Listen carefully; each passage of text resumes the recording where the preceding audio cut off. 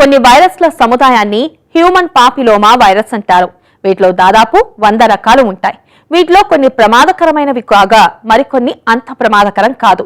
HPV అనేది చాలా సాధారణమైన ఇన్ఫెక్షన్లు సాధారణంగా ఎలాంటి లక్షణాలను కలిగించవు.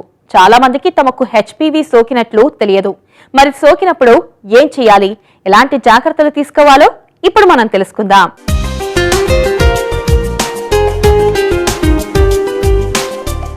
మారుతున్న కాలంతో పాటే కొత్త సమస్యలు ఉత్పన్నమవుతున్నాయి. వీటిలో హ్యూమన్ పాపిలోమా వైరస్ సమస్య కూడా ఒకటి. 100కు పైగా ఈ వైరస్లు ఉంటే వీటిలో 40 రకాలు లైంగికంగా సంక్రమిస్తాయి. ఎందుకంటే ఇది స్త్రీ పురుషులిద్దరినీ ప్రభావితం చేస్తుంది. కొన్ని సమయాల్లో దీన్ని గుర్తించడం కూడా కష్టమవుతుంది. శరీరంలోకి ప్రవేశించిన వైరస్ రకాన్ని బట్టి సమస్య లక్షణాలు మారుతూ ఉంటాయి. సాధారణంగా ఈ వైరస్ సోకిన వారిలో పులిపిర్లు ప్రధాన సమస్యగా కనిపిస్తుంటాయి. అదేవిధంగా ఎగువ శ్వాసనాళ సంబంధిత భాగాల మీద కూడా ఇది ప్రతికూల ప్రభావం చూపుతుంది. గొంతు భాగంలో టాన్సిల్స్ లాంటివి ఏర్పడుతున్నాయంటే ఈ వైరస్ విషయంలో జాగ్రత్త పడాలి. ఇందులో మరికొన్ని వైరస్లు మహిళల్లో గర్భాశయ క్యాన్సర్లు, నోరు, గొంతు క్యాన్సర్ వంటి వాటికి కూడా కారణమవుతాయి. అందుకే లైంగిక సంక్రమణ విషయంలో ఏమాత్రం సందేహాలు ఉన్నా వెంటనే ఈ వైరస్ విషయంలో జాగ్రత్త పడాలి. హ్యూమన్ పాపిలోమా వైరస్ అనేది మనుషుల్లో రకరకాల ఇన్ఫెక్షన్స్ కాజ్ చేసేటువంటి ఒక డిఎన్ఏ వైరస్. ఇది డబుల్ స్టాండర్డ్ డిఎన్ఏ వైరస్. జనరల్గా మనం చూస్తుంటే కనుక చాలామందికి పులిపిర్లలాగా వస్తుంటాయి. మెయిన్గా చేతుల్లో కానివ్వండి, మెడల్లో కానివ్వండి. ఈ పులిపిర్లను కాజ్ చేసేటువంటి వైరసే ఈ హ్యూమన్ పాపిలోమా వైరస్. అయితే జనరల్గా ఇది కాజ్ చేసేటువంటి ఇన్ఫెక్షన్స్ 2 రకాలుగా ఉంటాయి. కామన్గా కాజ్ చేసేటువంటి ఇన్ఫెక్షన్స్ చర్మానికి వచ్చేటువంటి ఇన్ఫెక్షన్స్ ఉంటాయి. చేతులకు కానీ, కాళ్ళకు కానీ, లేదా మెడకి, గజ్జల్లో కానీ వచ్చేటువంటి చిన్న చిన్న పులిపిల్లాగా క్యూటేనియస్ వాట్స్ అనేటువంటి ఇన్ఫెక్షన్స్ని కాజ్ చేస్తుంటాయి. కానీ దీనికన్నా చాలా ఎక్కువగా మనం చూసేటువంటి హ్యూమన్ పాపిలోమా వైరస్ ఇన్ఫెక్షన్స్ అనేవి సెక్షువల్లీ ట్రాన్స్మిటెడ్ డిసీజెస్, అంటే లైంగిక సంపర్కం ద్వారా వచ్చేటువంటి వ్యాధులు మనకు కనపడుతుంటాయి. జనరల్గా కొండైలోమా అక్యూమినేటా అని లేదా ఏనోజెనేటల్ వాట్స్ అని పేరుతో వీటిని వ్యవహరిస్తుంటారు.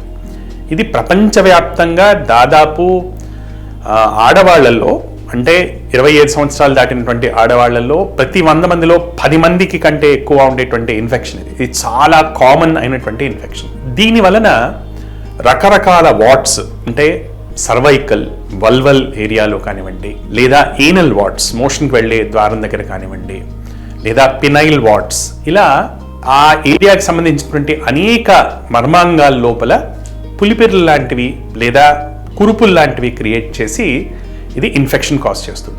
ఈ ఇన్ఫెక్షన్ అనేది యూజువల్గా క్యూటేనియస్ అనేది క్లోజ్ టచ్ వల్ల ఒకరి నుంచి ఒకటికి స్ప్రెడ్ అవుతుంది.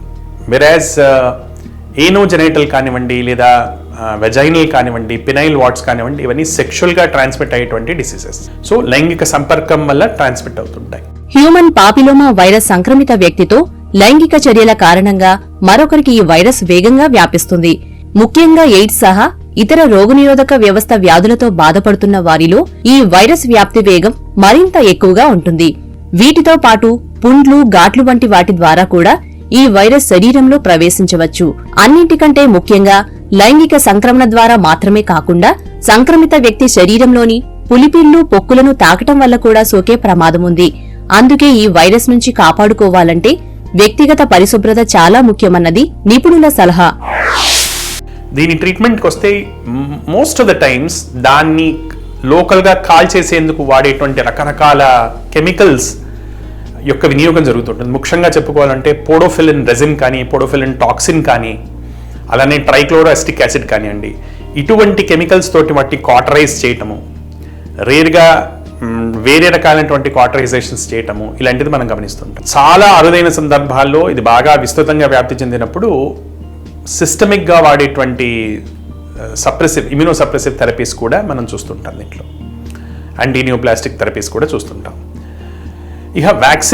ప్రివెన్షన్ విషయానికి వస్తే వ్యాక్సినేషన్ ద్వారా దీన్ని ప్రివెంట్ చేయొచ్చు. ఇది చాలా దేశాల్లో ఆల్రెడీ ఇది విస్తృతంగా జరుగుతోంది. మన దేశంలో కూడా ఇది విస్తృతంగా వ్యాప్తి చెందుతోంది.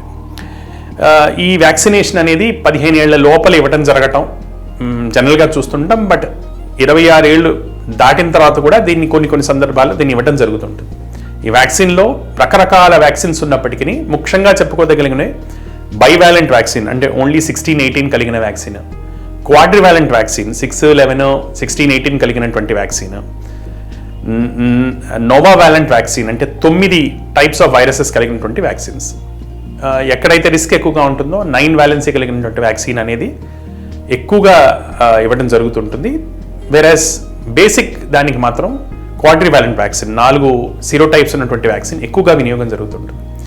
ఈ వ్యాక్సినేషన్ అనేది ఇది కేవలం ప్రివెన్షన్ కానీ ఇది జబ్బుకి ట్రీట్మెంట్ కాదనే విషయం మనం గుర్తుపెట్టుకోవాల్సి ఉంటుంది.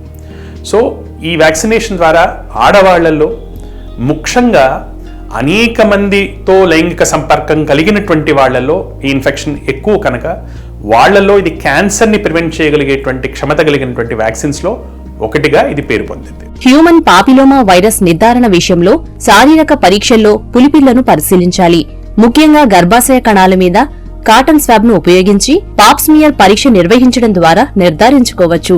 గర్భాశయ క్యాన్సర్ కు కారణమయ్యే హెచ్పివి వైరస్ గర్భాశయ కణాల్లో DNA రూపంలో ఉంటుంది. దీన్ని ప్రయోగశాలలో పరీక్ష ద్వారా నిర్ధారిస్తారు. వైరస్ ను తొలగించడానికి ఖచ్చితమైన చికిత్సలేవీ అందుబాటులో లేవు. నోటి ద్వారా తీసుకునే మందులు, శరీరానికి పూసుకునే క్రీముల ద్వారా కొంతవరకు ఈ వైరస్ పరిష్కారం అవుతుంది. కొన్ని సమయాల్లో పొక్కుల విషయంలో లేజర్ లేదా క్రయోథెరపీ ద్వారా చికిత్స చేసి వాటిని తొలగించవచ్చు. ఈ వైరస్ కారణంగా క్యాన్సర్ లాంటివి సంభవిస్తే కీమో లేదా రేడియోథెరపీ సహా విస్తృతమైన చికిత్స కూడా అవసరం కావచ్చు. లైంగిక చర్య సమయంలో కండోమ్ను ఉపయోగించడం లాంటివి ఈ సమస్య రాకుండా కాపాడుకునే ప్రధానమైన మార్గాలు.